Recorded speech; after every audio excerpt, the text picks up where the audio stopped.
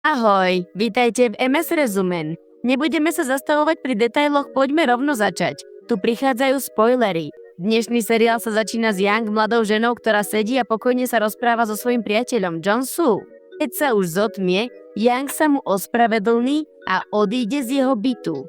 Na druhý deň sa znovu stretnú na univerzite a po malej hádke sa Yang ospravedlní Jong-soovi, ktorý odíde bez jediného slova. Po niekoľko dní neskôr nájde svojho priateľa, ako sa rozpráva so svojou kamarátkou Se-yeon a pristúpi k ním, aby zistila, o čom sa bavia.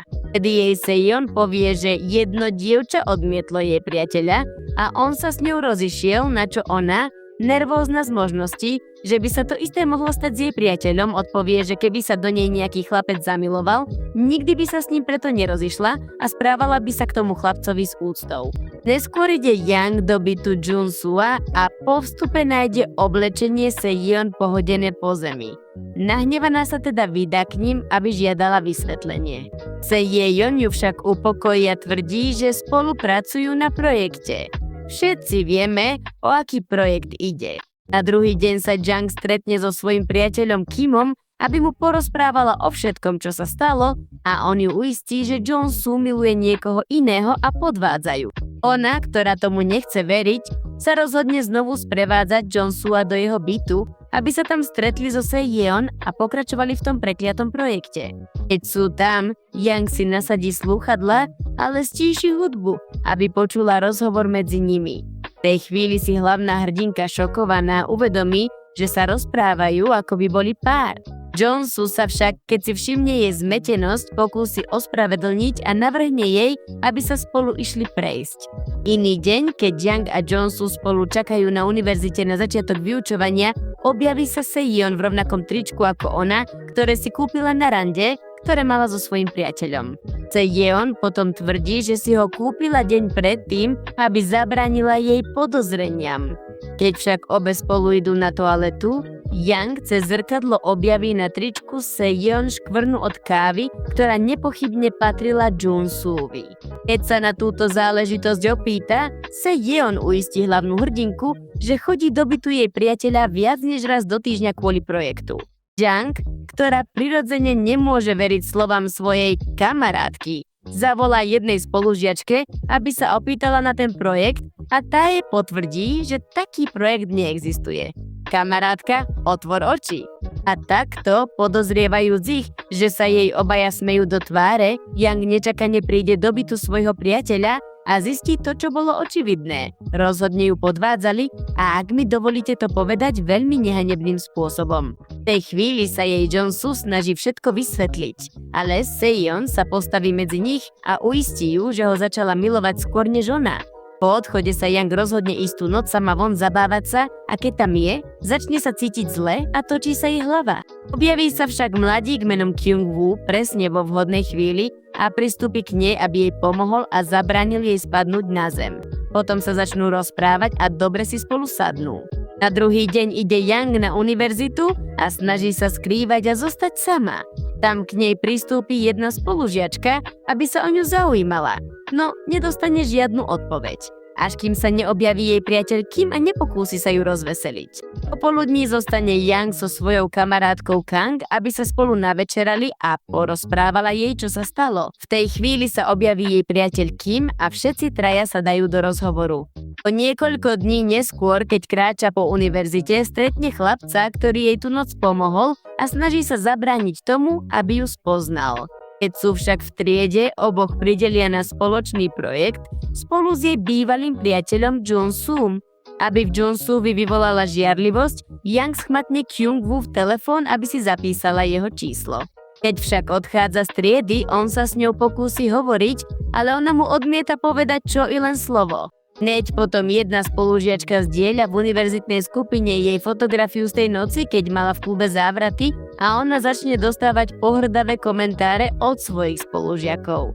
Na druhý deň ide Yang žiadať vysvetlenie a poháda sa so Se-yeon. A neskôr, keď kráčala sama po chodbách univerzity, sa ju jeden mladík s kapucňou pokúsi zneužiť. Kyung-woo sa však znovu objaví v správnej chvíli aby ju bránil a zachránil pred jej obťažovateľom. Tak nakoniec súhlasí, že sa s ním porozpráva a začnú sa navzájom spoznávať. Veď viete, chlapci, ak sa chcete priblížiť k svojej láske, stačí sa zahrať na hrdinu. Neskôr príde Jong-soo, plný ľútosti za Yang, aby sa s ňou porozprával a ospravedlnil sa jej za to, čo sa stalo. Yang mu však odpovie, že je teraz zamilovaná do niekoho iného a tak sa začne stretávať s Kyung-woom a čoskoro ich postupne často vídať spolu, čo Jong-sooa naplňa žiarlivosťou, až sa stane svedkom toho, ako kráčajú držiaca za ruky. Jednej noci sa vracia domov, keď sa zozadu zjaví Jong-soo a uistí ju, že neverí, že miluje Kyung-woo. Príde Kang a prinúti ho odísť. Na druhý deň Jung-soo ju na univerzite znova vyhľadá, tvrdí, že nemiluje Se-yeon, no tá príde a Yang jej pustí nahrávku, dokazujúc, že si s ňou tiež hrá. Potom mu Se-yeon uštedrí facku a všetci traja odídu z miesta. Keď vyjde z univerzity, Kyung-woo sa objaví za ňou a chytí Jang za ruku. Yang, ktorá sa bojí znovu vstúpiť do romantického vzťahu, mu nedokáže vyjadriť svoje city, ale naznačí mu, ako šťastnou by ju urobilo, keby spolu to popoludne išli von, a tak sa dohodnú na večeri a o niekoľko dní neskôr si to zopakujú v kaviarni. Kým sú spolu, objaví sa jej kamarátka Kang a keď sa vzdiali, aby odpovedala na telefonát. Kyung-woo chytí Yang za ruku a utečú odtiaľ, aby si užili spoločnosť jeden druhého o samote. O niekoľko dní neskôr však zistí, že Kyung-woo pije limonádu zo Se-yeon a keď od neho žiada vysvetlenie, on tvrdí, že pracuje na inom projekte. Yang odíde zmetená, ale Kyung-woo ju prenasleduje a opýta sa jej, či na ňo žiarlila. Ona, nevediac čo odpovedať, mu povie, čo jej Se-yeon urobila a on napokon pochopí jej hnev. Ja by som sa nahnevala tiež. Potom začne Kyung-woo postupne s ňou viac flirtovať. Veci sa zdajú ísť dobre a dokonca jej kamarátka Kang bude mať konečne rande s chlapcom, ktorý sa jej páči a tak jej Yang požičia svoje šaty. Na druhý deň vo svojej skrinke na univerzite nájde odkaz, na ktorom stojí, že sa vždy zamiluje do chlapcov, ktorí sa páčia jej kamarátkam. Potom, keď vyjde z vyučovania, objaví svoju kamarátku Kang na rande s Kyung-woom v požičaných šatách z predošlého dňa. Navyše v noci sa doma objaví Kyung-woo s Kangom na chrbte, lebo on vypil priveľa.